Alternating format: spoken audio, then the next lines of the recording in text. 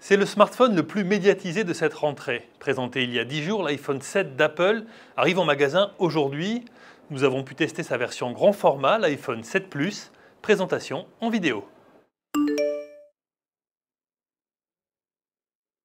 Eh bien, en apparence, pas grand-chose. Jusqu'à présent, chaque nouvelle génération d'iPhone, Apple proposait un produit dont le design était radicalement différent.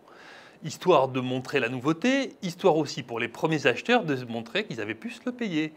Eh bien, avec l'iPhone 7, rien de tout ça. La nouvelle version, celle-ci, elle ressemble exactement à la version précédente, celle-là. C'est vrai pour celui que j'ai en main, l'iPhone 7 Plus, c'est vrai aussi pour le modèle de base, l'iPhone 7, il ressemble exactement à l'iPhone 6. Alors bien sûr, il y a des changements, mais ils ne sont pas perceptibles. Par exemple, l'écran est vraiment plus lumineux, il est plus agréable. L'autre nouveauté, c'est qu'il y a une nouvelle fonction qui s'appelle le retour haptique chez Apple. Ça permet de faire de micro-vibrations quand on appuie sur le bouton central ou quand on joue à des jeux. D'ailleurs, ça a permis à Apple de supprimer le bouton central.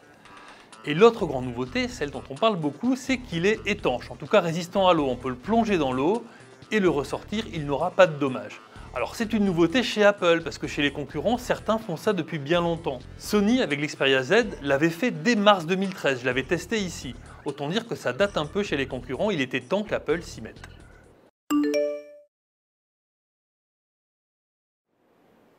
Les fonctions de photo, sans hésitation.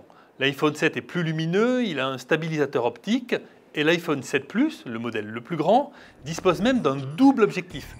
Ce qui permet d'avoir un vrai zoom optique x2, c'est très agréable sur les photos, du coup il a vraiment une longueur d'avance sur la plupart des concurrents. Si vous voulez voir la différence, voici une photo prise en mode normal, et la même avec le zoom.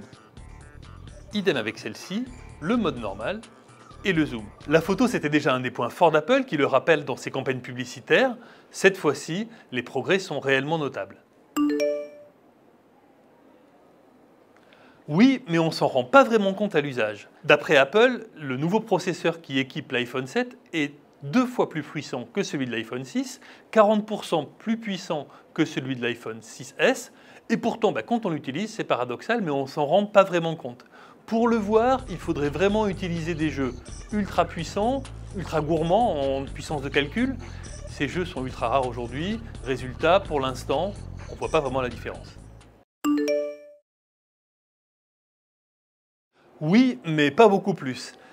L'autonomie, c'est le traditionnel talon d'Achille des iPhones, dont la batterie dure moins longtemps que les concurrents.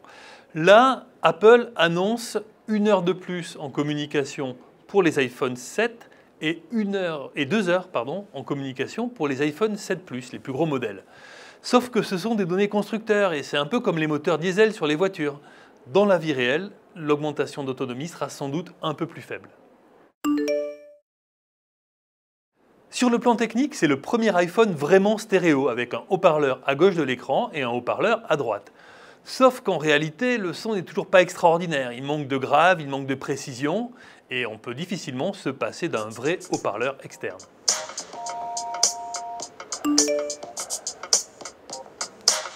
Soyons honnêtes, pas tant que ça. C'est quand même amusant que le point le plus commenté depuis le lancement de l'iPhone 7 soit l'absence d'une fonction, en l'occurrence la prise casque, et pas une fonction réellement nouvelle. Dans la réalité, cela veut dire que pour écouter de la musique avec un casque, il faut soit un casque sans fil, soit utiliser le connecteur Lightning, celui-là même qui sert à recharger la batterie. Conséquence logique, il faut choisir entre écouter de la musique au casque ou recharger le téléphone. Je ne rouvrirai pas le débat, l'histoire jugera, mais on sait de toute façon que les consommateurs d'Apple s'adapteront comme toujours. Je signale quand même une révolution passée presque inaperçue. Cette fois, dans la boîte du téléphone, il y a un petit adaptateur qui permet d'utiliser son ancien casque avec le nouveau connecteur. Ça n'est pas grand-chose, mais la dernière fois qu'Apple avait imposé un nouveau connecteur à ses acheteurs, l'adaptateur était en option. La question est épineuse. Je précise que ma réponse ne s'adresse ni aux fans d'Apple qui ont déjà commandé l'iPhone 7, qui ont peut-être déjà reçu ou alors qui se désolent de voir qu'il est en rupture de stock. Je ne m'adresserai pas non plus aux fans d'Android qui de toute façon n'ont pas regardé cette vidéo jusqu'au bout ou alors seulement parce qu'ils veulent s'en moquer sur les réseaux sociaux. Pour les autres, je serai clair. Si vous avez un vieil iPhone, un iPhone 5, un 5S ou un modèle plus ancien et que vous avez envie de craquer, vous pouvez y aller, vous verrez vraiment la différence. En revanche, si votre iPhone est relativement récent, s'il a moins de 2 ans, typiquement un iPhone 6, ou un iPhone 6S, alors là, il peut être intéressant d'attendre un peu. Pourquoi? Parce que vous ne verrez pas, comme je vous l'ai expliqué dans cette vidéo, vous ne verrez pas vraiment la différence.